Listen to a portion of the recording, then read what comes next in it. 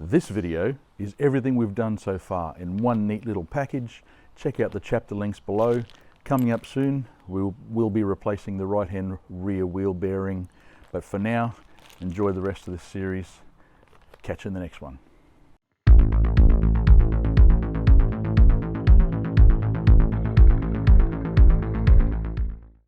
On my 1987 300E, the front parking lights don't work. The bulbs work, the rear parking lights work, which means the switch works. If you have a similar problem, you might want to check out the Illumination control module, that's N7 in the circuit diagram, and check the solders.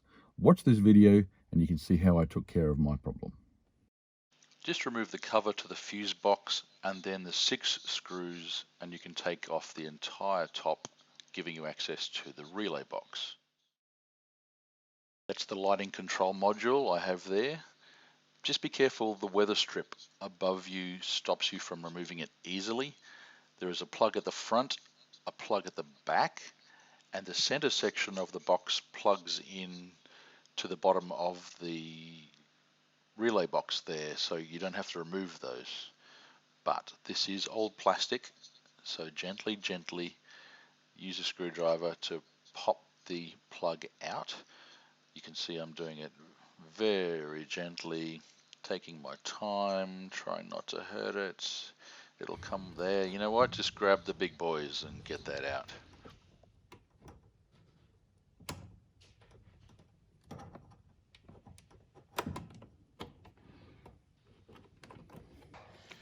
Next, you want to attend to the plug at the back. I found this particularly awkward, as you can see, and it took longer than what you see here. Hello, baby.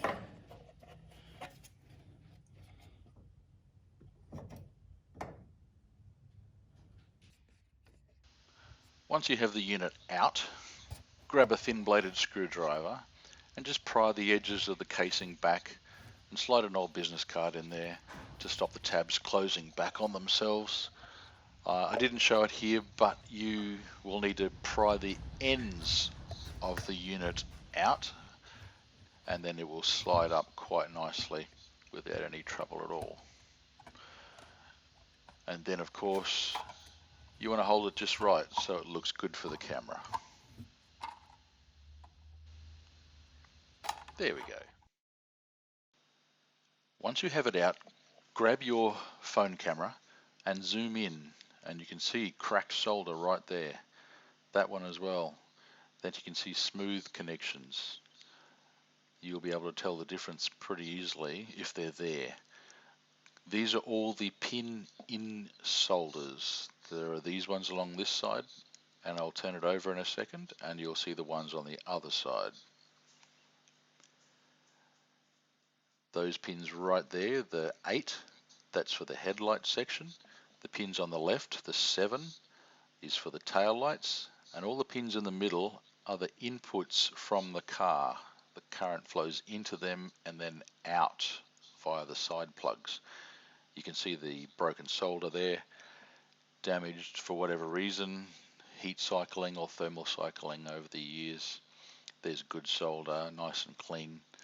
And at the end here you will see another cracked piece.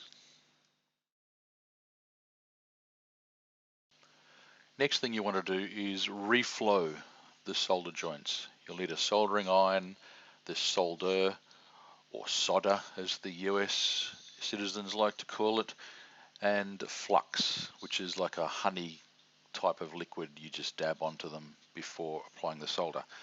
I used lead solder in this application because it was likely to match the original solder used on the device, made around 1987. Now I then check all the pins for continuity. You can hear that now. Now you don't touch the top of the pin, touch the edge where any likely cracks would interfere with the current flow. If you get continuity, then you've done a good job. Putting it all back is just reverse of what we've done so far. There are the plugs that sit at the front and the back of this unit. They can be nestled down into the bottom of the box in line with the main series of plug connections. You can just set them up and then press it down gently and you will have it reseated.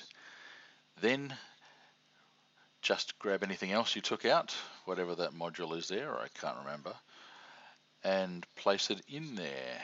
Nice elbows. Once they're in, test for your parking lights. Yay! All done.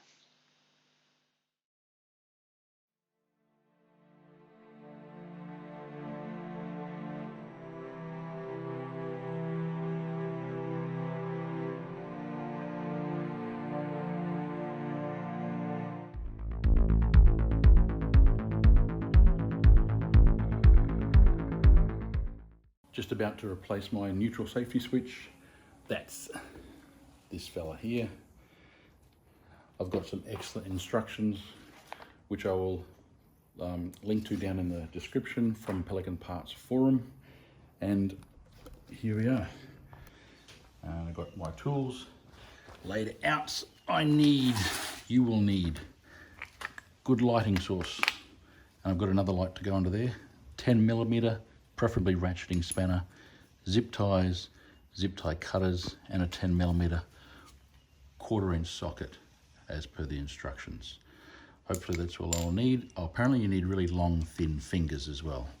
I don't have that. Let's see how we go. So somewhere under there is where we are going. Multiple jack stands because I'm paranoid. Chocks on the back wheels, front and back. Let's see how we go. Okay, that may be a little blurry. It's hard to get the camera on there properly. That is a 10mm bolt. You have to undo that. You have to turn this white thing clockwise, I think the instructions say. Just follow the instructions, and that lets you pull this plastic plug out on the opposite side of this plug in the 1 o'clock position. Based on looking at the unit from the top, there is a 10mm bolt on the other side of that plug. So once you've got it out of the way, you can access it. And then up here somewhere, there it is. There's a 10mm bolt there, which you need to remove. And then you can see it's a little blurry. Just there, there's the black plastic knob that is on the plastic lever that goes underneath the metal lever that we're about to release using this 10mm bolt here. So I'm going to work on that. I don't think I can film it at the same time. We'll try and see how we go. This is the neutral safety switch. It will come in your packet with that installed. That's the locking ring for the plug.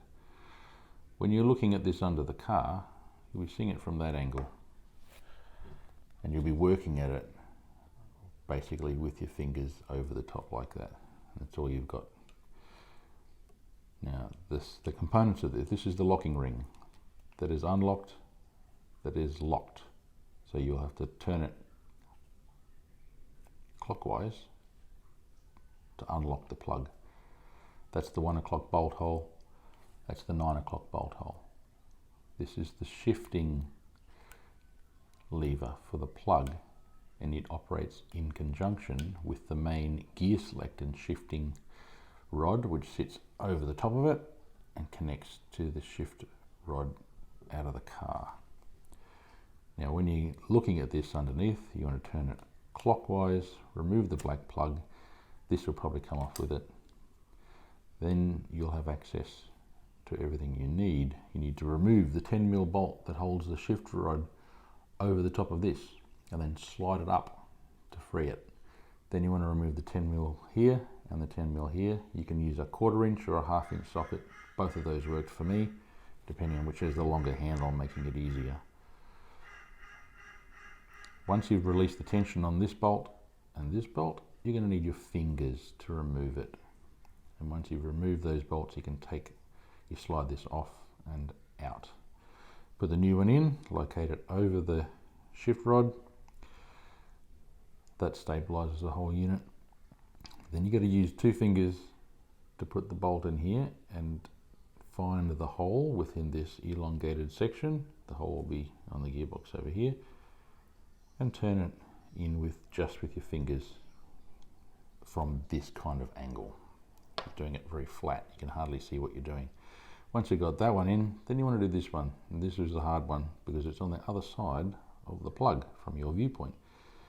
I could kind of see it if I moved my head down the tunnel a little bit and got that angle, but still you're operating at the very tips of your fingers, trying to locate the screw in the hole and get enough tension on it to then put your ratchet on top. Once you've got these two ratchets on, you're in a much better position. Put the black plug back on. Now your new device will come with a new locking ring, and it'll be sitting there. Your black connector plug goes on, and then, pardon me, it'll be sitting there, and then you just lock it in place. Double check you've got everything sorted out. Reattach your negative terminal to the battery. Put the car in neutral and in park, and start it in both of those positions. And if it does, you're good to go. In my case, the reverse lights weren't working on my car. Everything else was fine, but this solved my reversing light problem. Now, somebody has fiddled with this device in the past. You can see these screws were once supposed to be rivets. Your new device will be riveted. This is not how you do a screw in a factory part. And someone has Dremel tooled the bottom of the screw off here. So in another video, I'm going to pull that apart and we'll have a look at what's inside. So that is a Mercedes W124, in my case, neutral safety switch. Good luck.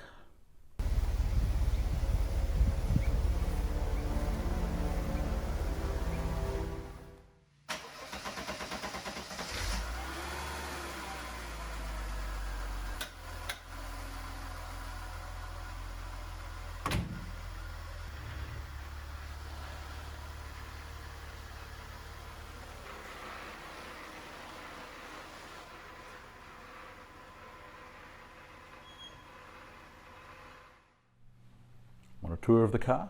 Come with me.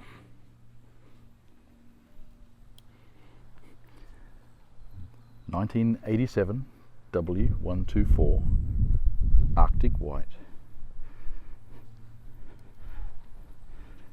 General walk around, not registered yet, no plates.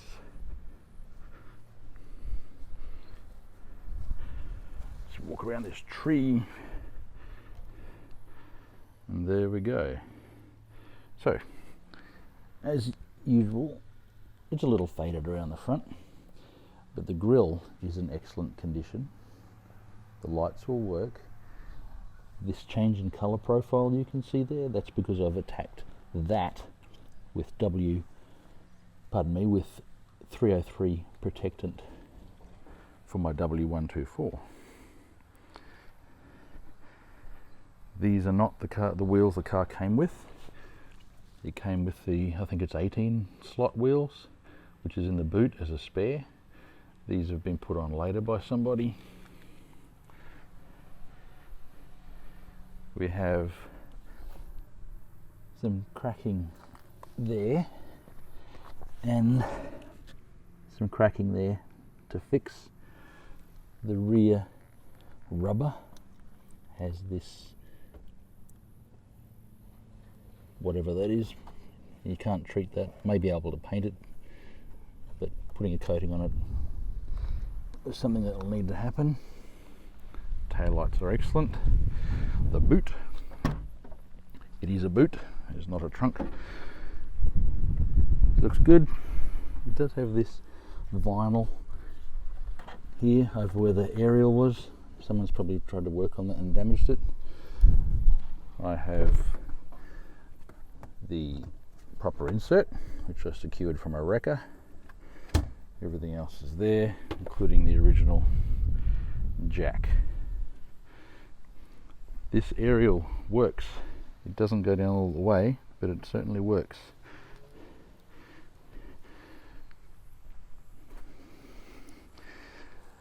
The sunroof works. She's fine. I do have a little blister, rust blister there Now, since I bought the car and brought it home, I washed it once. The car has not been in the rain since then, so I'll attend to that at some point. Looking inside the car, electric windows. This one doesn't work. MB text interior. The seat headrests do pop back on pressing the button in the front. It's been vacuumed, but I have not cleaned the carpet so much. This was owned by a teenager prior to me. To be fair, she looked after it pretty well, but it wasn't that clean when I bought it. Jump into the front.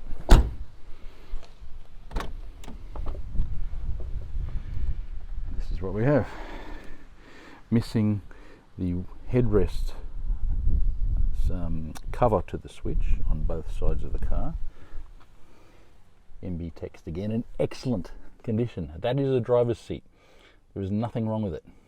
It's quite comfortable if you get used to the old style of padding, which I'm fine with.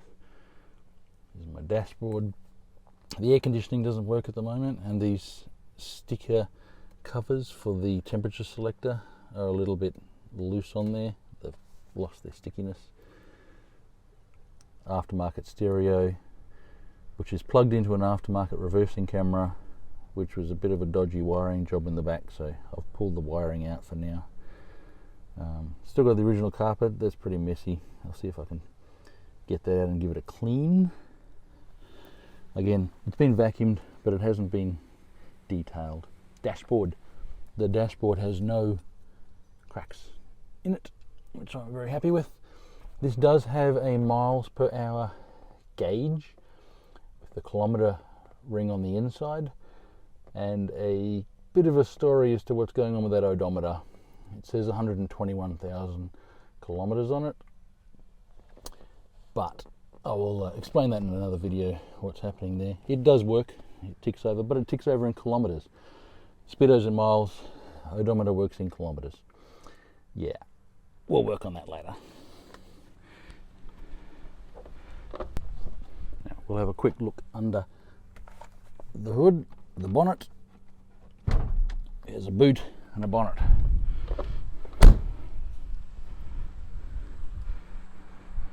Now this thing here works just fine. Pop that out, and then we need to lift that up, and I'm just going to not muck around with it. Put you down for a second. There we go. M103 engine.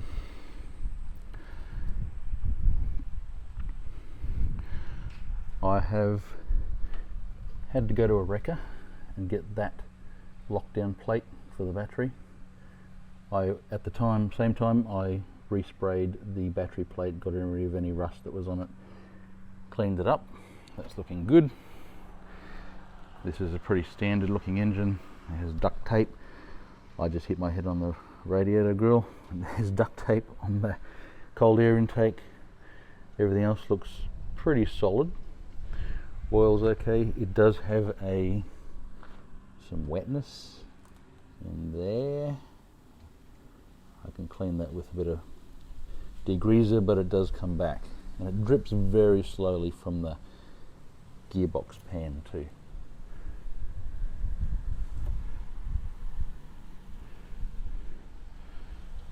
This is the dodgy reversing camera. It plays through the new aftermarket stereo. I've had to unwire it to work on the reverse light problem, which is now fixed, but I haven't reconnected it, so I'm not sure what I'll do with it yet. It's not a bad idea, but just the way it was wired up wasn't so great. Anyway, that's the review of my 1987 W124 300E with the M103 engine. Very quick review. More to come later.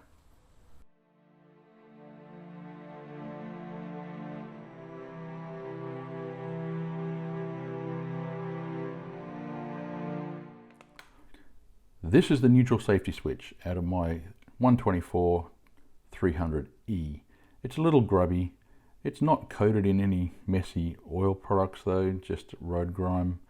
It was taken out in a video I will put a link to in the description, and just above you can see how and where I removed it, and video of it located in the car. So this safety switch has screws. They're not supposed to have screws. They're originally just a riveted device. Somebody has put those in, repaired the unit at some point, and then Dremel tooled off the bottom where you can see just there to bring the screw down with the level of the plastic. So let's have a look at this. Now that they have gone to that effort, we can have a look inside and see what it looks like and how it works. This is the first time I've opened it up, so bear with me. This diagram here is just a tracing of the device. It sits in your gearbox like that. That is the front of the car. This is on the left hand side of the gearbox as viewed from sitting in the vehicle. This lever here connects to the gear selector rod, and this hole here has a shaft through it into the gearbox, which selects the actual gear. As you move the gear stick from park to reverse, neutral, drive 3 and 2, pivoting around this point here, this lever will push this lever here forward into this position here. So that metal bracket, which you'll see against your gearbox, right up against the tunnel, will push this plastic lever forward into at least this position. Mine seems to travel all the way to there, but at least that position. There's a click here and a very weak but noticeable click there. So let's turn it over and have a look inside and see how it works. My car was fine except for the reversing lights. This controls the reversing lights somewhere in this pin allocation here. Otherwise my car started fine, but this device is used to stop the car being started while in reverse and while in drive 3 or 2. It's called the neutral safety switch for that reason. So let's pop it over, take it apart and have a look.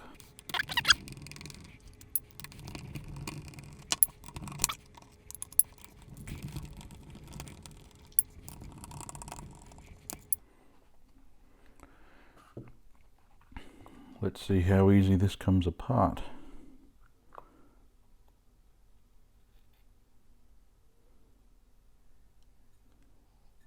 That's the inside of the cover.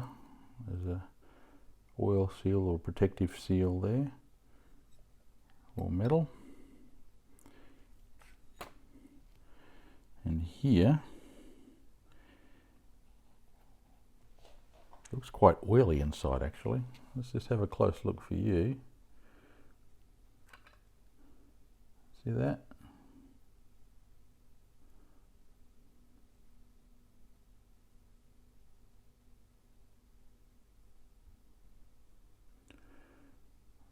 So if I throw the lever here, okay, so that's, be careful, that's to stay located in position.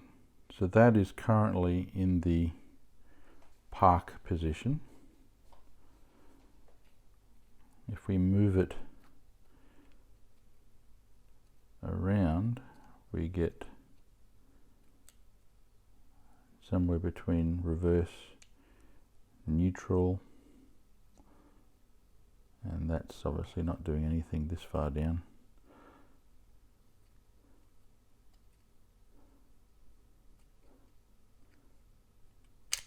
There it goes, there's a switch there.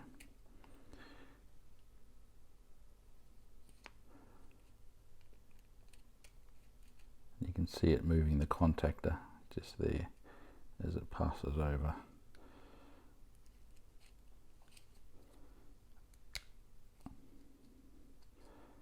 And then here again, no, it seems to stop there, move to there, like that. So now the lever is fully over in that position there. So, a bit mucky, should have worn gloves. I don't know if that's a dielectric grease in there or what, but it's a bit yuck. So I wonder what causes the failure of the reversing lights. Possibly cracked solder or a bad joint in there.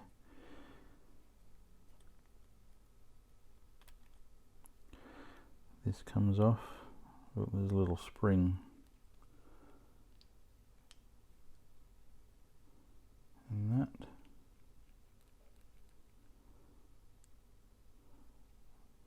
There you go.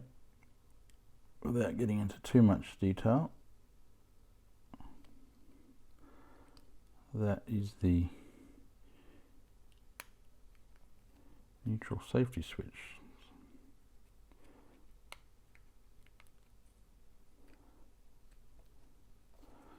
On the inside.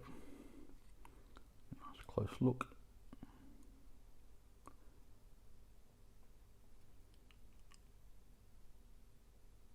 So I've got the switch. Let's move it back to the park position. So that position there should allow the car to start. This position here should prevent the car from starting. And then into neutral. Across the jump there, that should be neutral. So the car should be able to start. But I don't know what happens with drive 3 and 2. There you go, that's the inside of a neutral safety switch. If that helps any of you. Leave some comments down below if you want to see some more or some other pictures. Otherwise, I don't know what was repaired by taking this apart and putting it back together with these screws. Someone's obviously seen some benefit in that.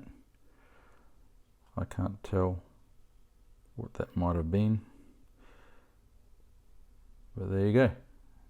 Neutral safety switch from a W124 300E 1987 model.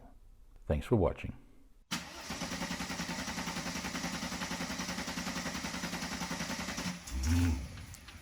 Nope, that should not happen. About 3 days ago, my car cut cold coming off the freeway, zero power. I was able to coast into a 24-hour service station. Fortunately, get a tow truck, and the dude even helped me push it into the garage. I've checked the voltage regulator in the alternator, and that is fine. I've checked the OVP relay behind the battery, and that is also fine. So in this video, we're going to look at the coil, distributor cap, and these spark plugs. And look at this. That is disgusting. It's worn out, over-gapped, and dead. So I replaced it with the correct fresh ones in kg. There's the code on the side there, BP6EFS. And then this happened.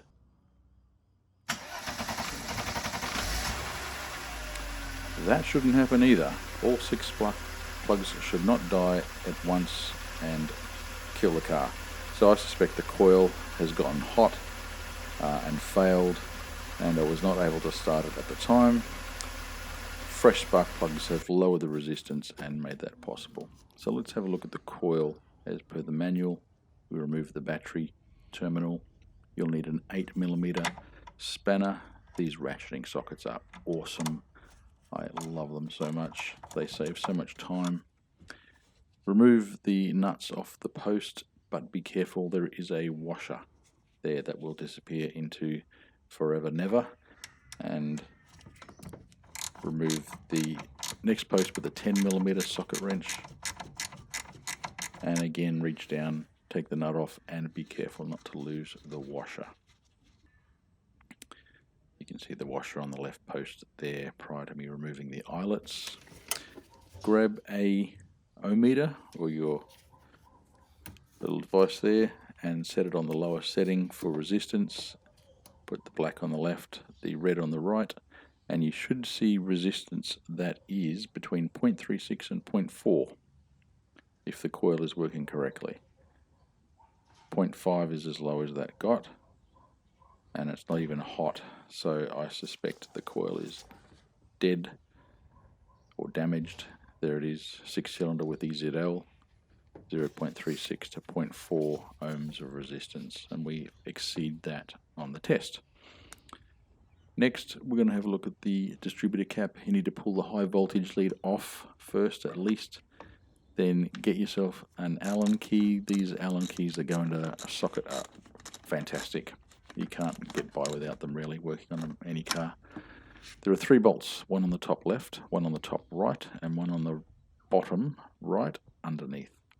And we remove the cap and we can see a rather disgusting looking rotor. And then we come down to this, and this is even worse. This looks like those fungal toenail photo ads they put on Facebook sometimes. It's disgusting. No wonder this car was struggling. In fact, it wasn't struggling, it was driving quite fine right up until the moment it gave up.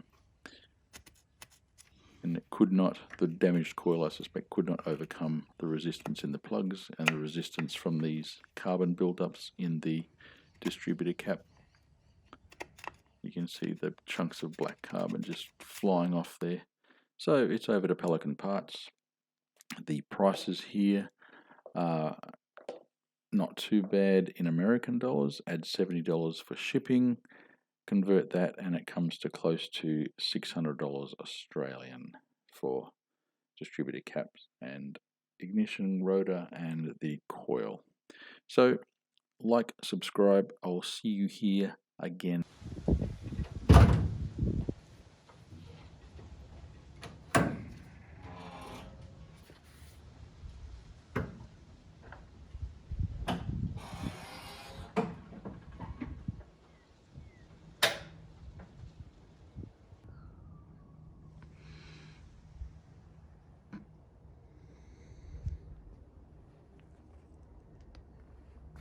As a follow-up from my last video, I am going to replace the coil. That's that device there. And we're going to replace the backing plates, the rotor, and put a new distributor cap on. And hopefully this thing will run smooth as butter. The coil, in this case for my M103 engine, is held on here and here by 10mm bolts. 2 of them. Be careful always with this here, and also on the posts. You don't want to lose the washers. There are washers sitting underneath the connectors, the eyelet connectors that will bolt onto the top here, and there are washers on here. Don't lose them. They're small and they will disappear forever. Remember to disconnect the battery, get yourself a little container in a secure spot to put your washers and bolts so you don't lose them. I'm going to start by removing the coil. You'll need a 10 and a 6mm for that, and then the 10mm for the big bolts that secure the coil to the car. And I'll start by pulling the high tension lead off. There we are. Put that to the side. There's no point in filming this, it's pretty simple. Remove the bolts off the posts, take the eyelets off, look after your washers, remove the 2 big 10mm on the side there, and swap it over. The book suggests to remove the entire air cleaner and here to give yourself access. I'm not sure we need to do that, but removing the airflow sensor is probably not a bad idea. Just get that out of the way, and you've got pretty good access there. I just want to take a minute to appreciate ratcheting spanners. Love these things. I have a link in my description. If it's something you want, go check it out. It's on Amazon. Just life is so much easier.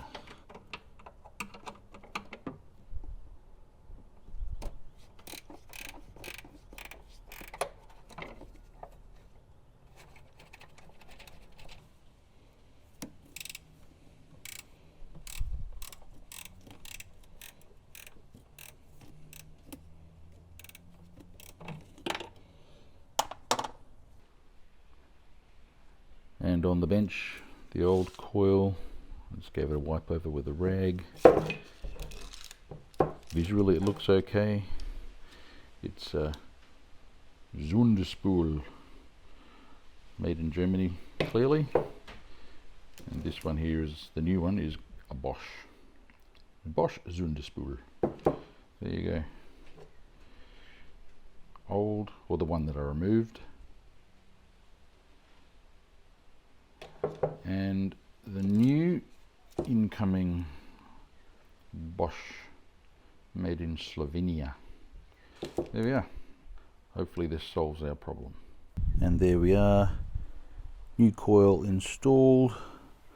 No washers were lost in the making of this video. Looking pretty. So next I'll put the high tension lead back on. I'll put the airflow sensor back in, and that takes care of this section. There is a little plastic cover that goes over the whole thing. I'll put that on towards the end. And next we'll move on to the rotor and distributor. I'm just using a 3mm hex or Allen key head in a socket. Should make life easier.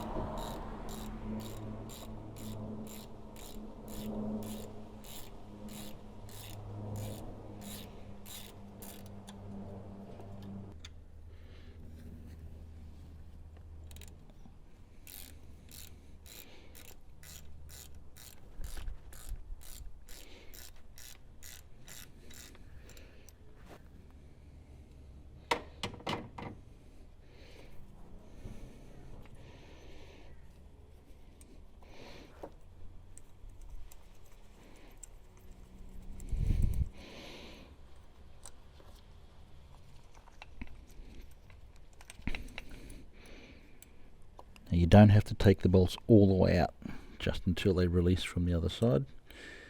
There we go. This is the old one.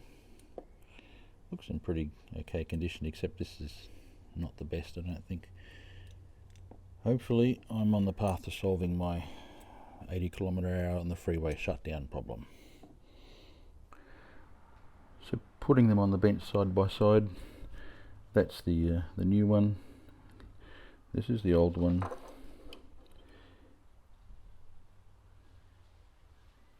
Pretty messed up inside compared to the other. The outside looks fine, but well, I shall see where the issues lay. Once you remove this 6mm hex bolt from inside the drive dog, which you need to remove to get the back plate off, you will have to remove the drive dog. Now my book says to do it by hand, except it won't come out by hand, because I've watched videos and you need a puller of some sort. So I found these just happen to be the right thread. I don't know what they are, like almost like a needle valve of some sort. I had to put them in backwards because there's a screw head on the other side of that, but it's only partially threaded, so I'm using multi-grips just to gently give a quarter turn at a time and just work my way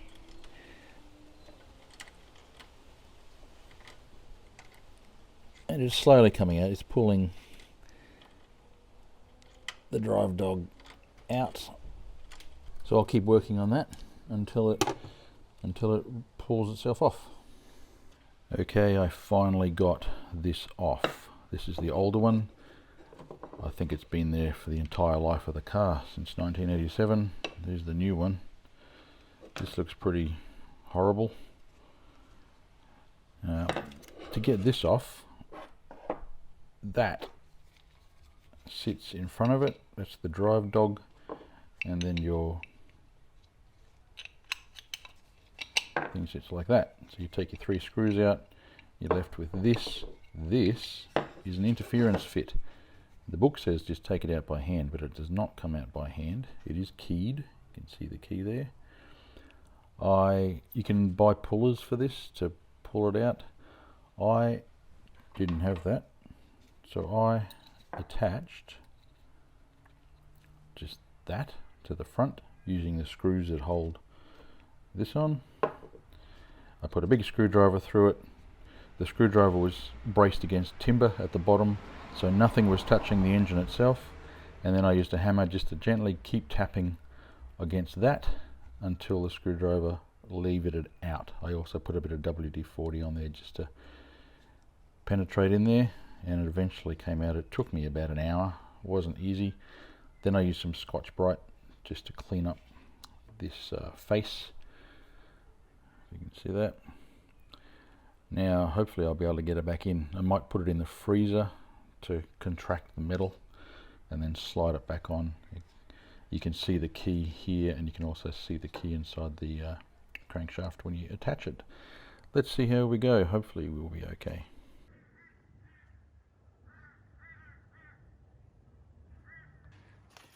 I just pushed the drive dog back in, but I had it in the freezer first for about an hour, so it would shrink, and it slipped in just nicely. Perfect, and it's keyed properly. Now we place the nut back in through the center. Make sure you got the washer on it. And this will be torqued up to 21 Newton meters. Okay, that's in there.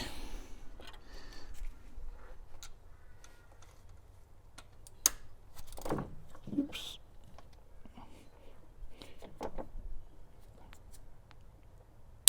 There we go. Cool. Done. Alright, freezing this before putting it back in made that slide in so nice. Getting it out was a real pain. But we have a new backing cap. That's in, that's keyed, that's bolted 21 Newton meters, so that is sorted. Next, we will assemble the cap, put all that back together, and go from there. The rotor cap is held on by 3 of these 5mm hex, internal hex bolts, Allen keys, 5mm. You want one of these, or one of these is often easier because it goes on your socket. And for this bolt here, which is on the underside of the whole thing, it's very hard to get to.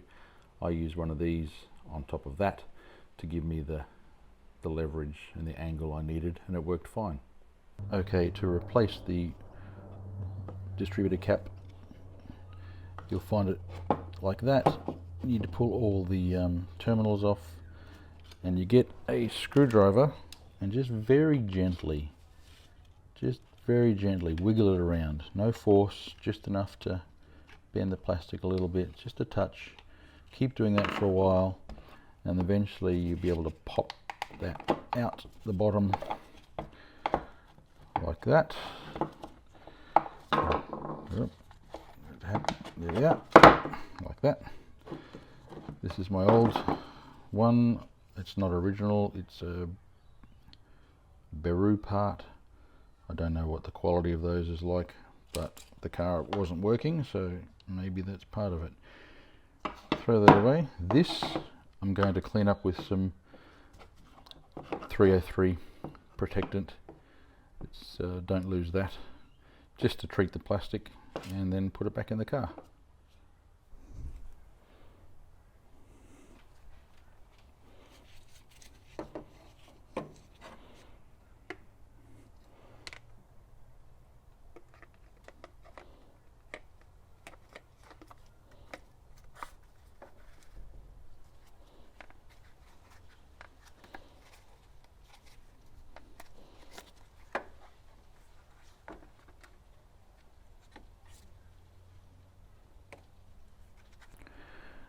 We're not going to get far without adding that to the front of the drive dog.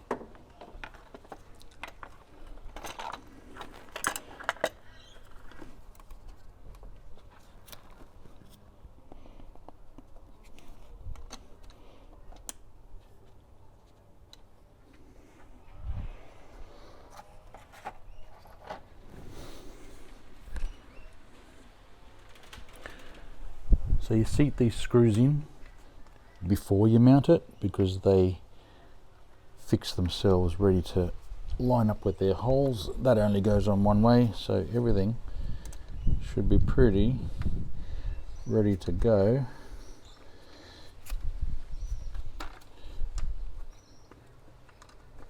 Let's try this one.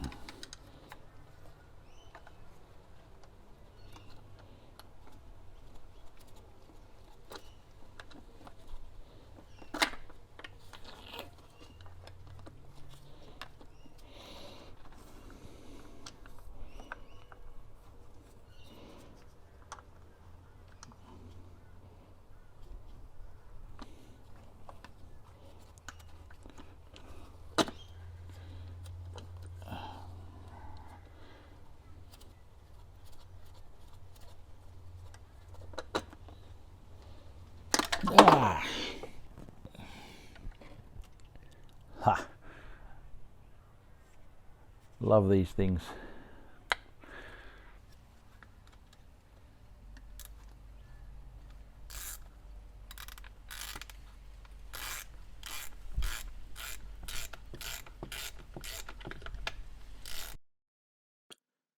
Here I am trying to get to the lower of the 3 bolts. It is quite awkward. What you need to do is rotate the fan around until you find the gap between the blades that is the largest. There is a gap between those blades that is larger than the others. You'll need that access point. And with a bit of fiddling, you will eventually get it. Once you have those 3 bolts done, reattach the plug leads as per the diagram you can see in that photo. That image, the little sticker on the side of the cap, shows you where they go, but also which leads pass over the top or under the other leads. If you don't have that sticker, you can go back in this video to where I gave a close-up of the one I have there. Now, after you've got that sorted out, put the protective cap back on, make sure nothing is interfering with the fan and you are clear in all respects. Remove all your tools. Make sure the engine bay has got nothing left in there that could interfere with the engine when you test it. Reattach the battery. Put back any other protective covers and caps on the coil, for instance, and make sure the engine bay is basically ready to drive. And then start the engine, and if you have done everything correctly, hopefully, you'll be able to drive on.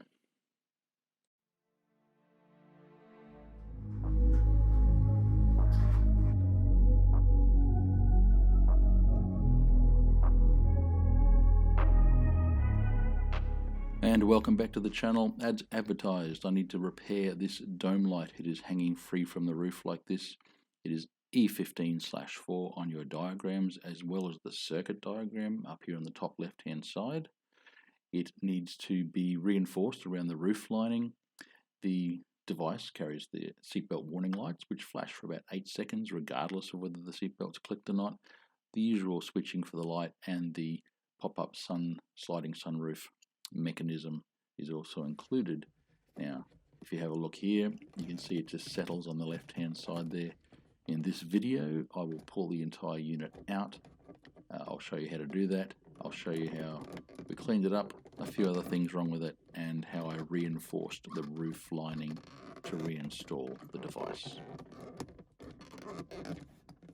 To remove the device, you need to push it to the right against those springs so you can drop the locating tabs on the left hand side down, which mine already were anyway, and then use your fingers to pull the spring away from the roof lining. You can see there the 2 locating tabs which press against the roof lining on the left hand side. That switch there came off those posts, so I already removed that, but that's the location it comes from. You just squeeze it and pull it up. Squeeze this one and pull it up as well.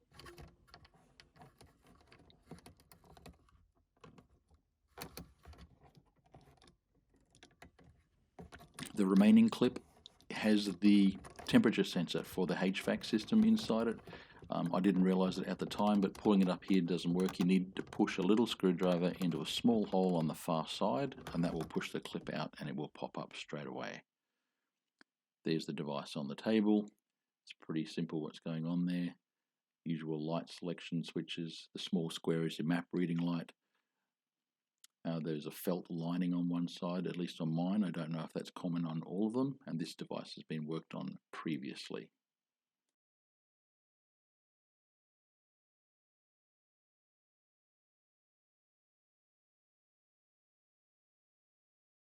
Opening up the light switch is just as simple as that. Pull on the little clip and you have a small bulb, that one there, which is exactly the same as the parking light bulbs, and that is a 41mm festoon bulb. Now, just a quick interlude while you're looking at the bulbs in the unit there. On the General Voltage website, link in the description, I have a list of all the bulbs this car needs, as well as the W201 and the W126. And included in that list is the LED alternate bulb if you want to swap them out. Now, the part numbers for Mercedes-Benz are there, the Nava part number, the Hella part number, and the Osram part number. And each image is a link to where you can go purchase those bulbs if you like, off Amazon.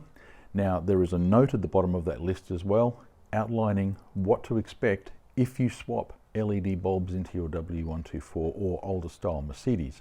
Point number 4 on that list means you will not make it more than 5 to 10 minutes down the road before breaking down if you swap one particular bulb inside this car. Go check out their list in the description. Back to the video.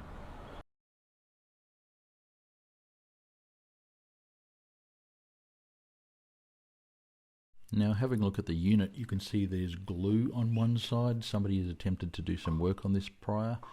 That glue is actually stopping the sunroof switch from pulling itself down and out of the frame for the light itself. I'll look at that a little bit later and show you what I did to repair that. And there you can see the backing strip for the seatbelt illumination warning panel. That's clear plastic, it reflects the light around inside. Somebody has used some Sharpie or something to fill in some holes or whatever's going on in the back there. I just left it and gave it a wipe over and it was fine. You just reinstalled it and got on with the rest of the project. That's the thin strip that the light shines through. You can pull that out and give that a wipe over. I was very gentle with that. I don't want to break it. Mine has the felt running across the front of the unit. I'm not sure what it does exactly, but it seems to make it fit better.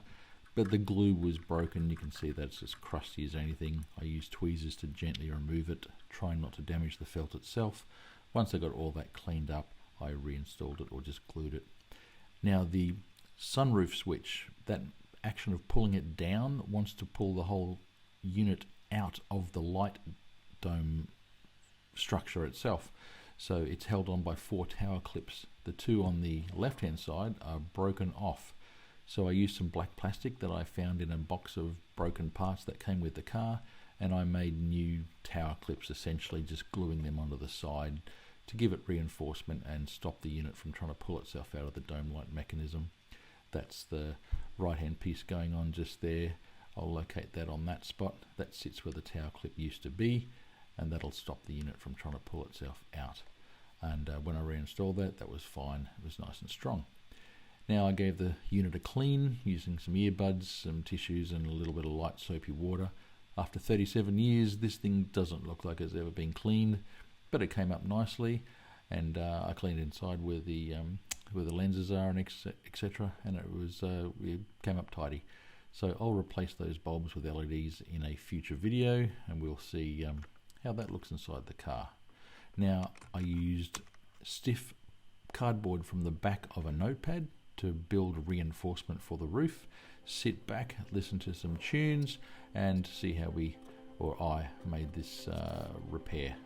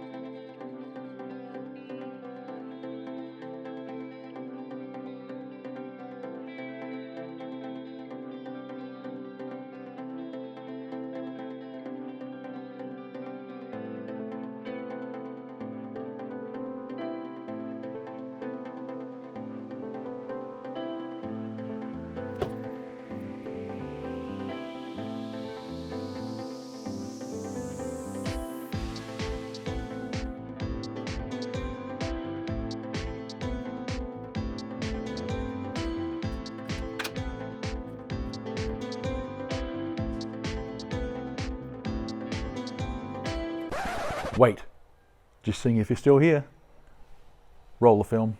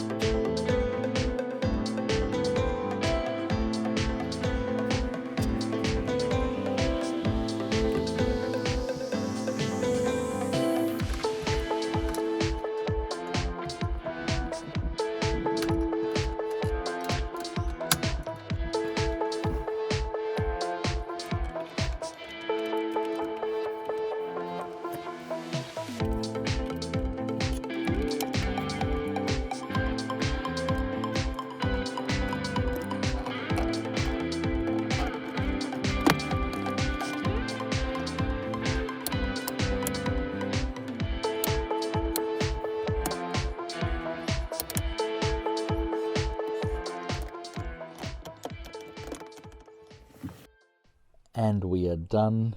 Here's the reality of videoing inside a car. So, it's the little things, the simple things. It doesn't have to be engines and wheels straight away. Small little changes, small repairs, very satisfying in restoring and modifying a car. If you're interested in seeing how I fixed up the parking light situation, you will need a soldering iron. Click on the link up here and check out how we got the parking lights working. on this W124. See you in the next one.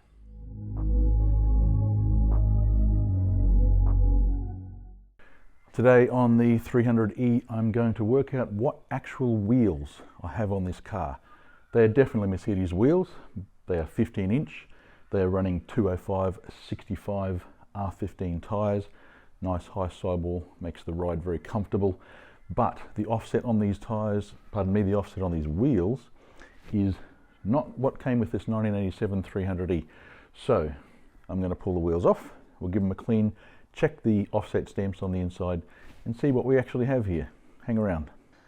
If we have a look at the front tyre, for example, if I bring the camera right over there, you can see the wheel just protrudes the guard by half a centimetre, 5 millimetres or so. It doesn't rub, there's plenty of clearance, but I need to let you know that there is no front wheel splash guard there. That was removed before I bought the car.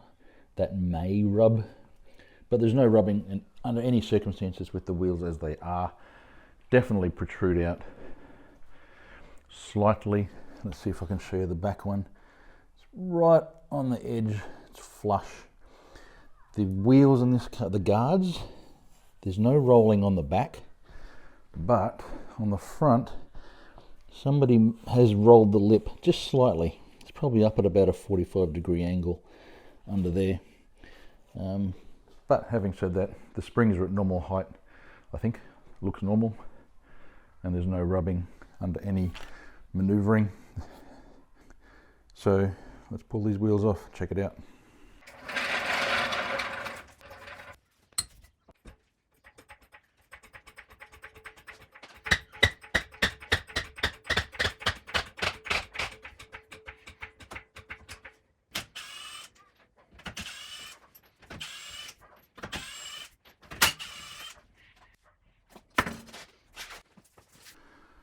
So just so you know, I'm also going to pull the front wheels off and give them a clean, but just having a quick brake inspection. The rear brake pads are fine, the rotors are good. How clean is an Australian car? Look at that. That's just normal for us around here. We're lucky, no salt, no crap. And I drive this car regularly, so it doesn't sit wet even if I do drive it in the rain. It's always out on the road getting dried out. Looks good.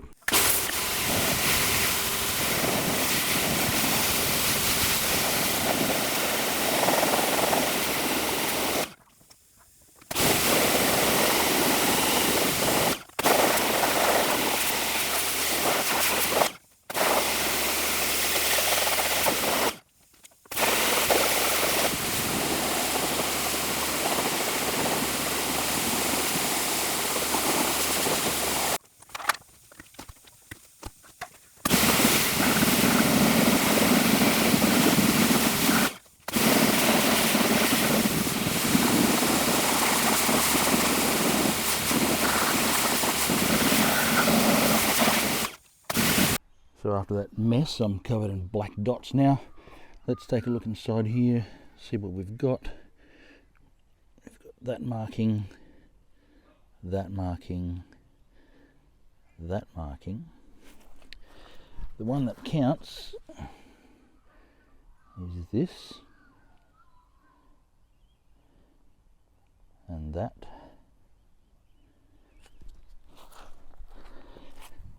and that. E25, it's a 25mm offset. I never know what that's for.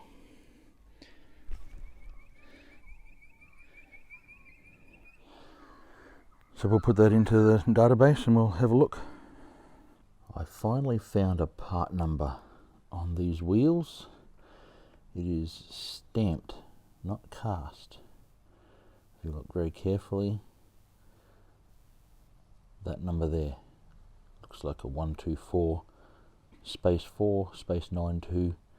I'm not sure what the rest of that is. It looks like it ends in a U, maybe a V. I'll try a different wheel and see if I can find something on that.